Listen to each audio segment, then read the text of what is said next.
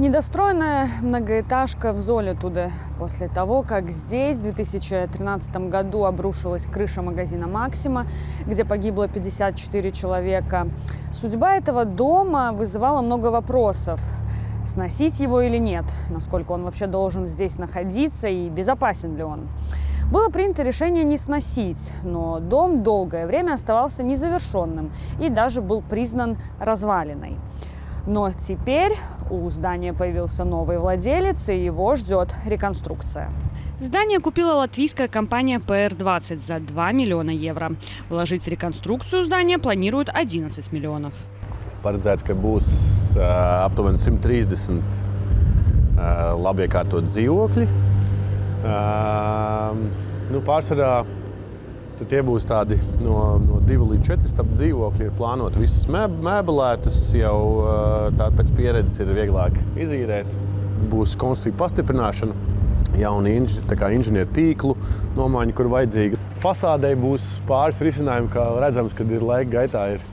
Varbūt nav bijuši līdz galam labi nostiprināts plāksnes, bet pārsvarā ir ēkas iekšdarbi, jo gan gala apdare, visā mājā ir jāveic. По прогнозам, стройка может занять около года. В конце лета следующего года первые жильцы смогут праздновать новоселье. Таков план. А вы бы въехали?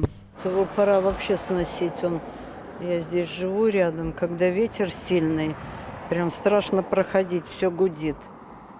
Особенно вот эти боковины, кажется, они вот-вот развалятся. Ну и потом по этическим соображениям. Люди же знают, что здесь произошло 12 лет назад. Вы думаете, люди из-за этого не будут снимать? Я думаю, что да. Побоятся.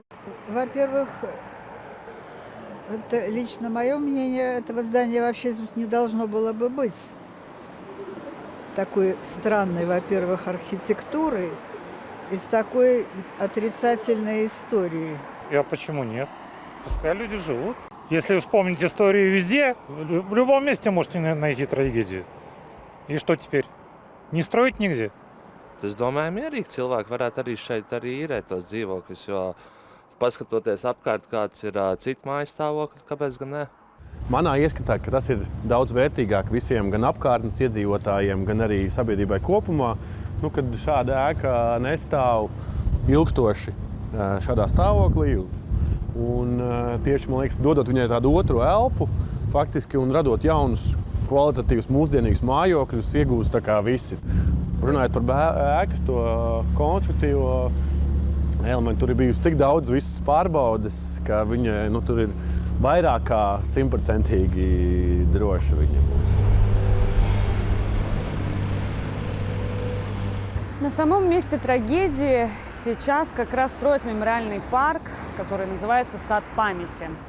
Близкие и родственники погибших его ждут очень давно. В Рижской думе обещали его закончить этим летом. Закончат ли? Šie darbi ir jābeidz šī gada vasarā. Orientējuši tas ir tagad jūlija beigas. Tātad šoziem bija samērā ilgs tehnoloģiskais pārtraukums dēļ zemām gaisa temperatūrām. Pašlaik rīt seguma darbi, komunikācijas jau ir izbūvētas, un jau arī ir veikti stādījumi, kas norobežo tātad ielu un no šī atceras dārza, tāds zonējums jau ir veikts, un tātad arī ir pieslēgts коммуникācijas tātad šajā объектā. Центральным элементом парка станут 54 зеркальные сферы, символы жизни, утраты и отражения каждого человека. Būs arī atceras siena, kur būs šo te cilvēku vārdi, un arī tā būs vieta, kur cilvēki varēs nolikt ziedus un sveces. Vēl ir tā, izstrādājot šo te projektu, bijām domājuši, kā veidot šo te noskaņu un tādu vairāk tādu ar tādu pārdomu mirkļus un tādu klusuma efektu šajā vietā.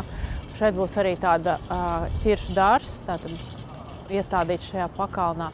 Un arī būs tāds ūdens laukumiņš, kurā atspoguļosies debesis, un kas arī vairāk būs tāda kā atceres vieta, veidos šo vietu. Сейчас в Думе также думают о том, куда перенести существующий мемориал на месте Золотудской трагедии.